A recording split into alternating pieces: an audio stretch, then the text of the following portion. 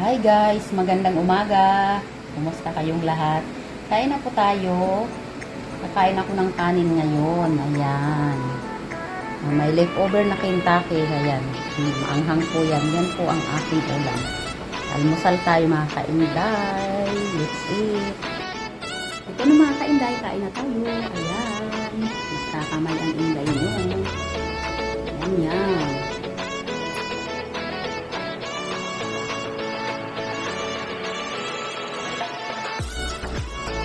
Hindi ko ba nakalay?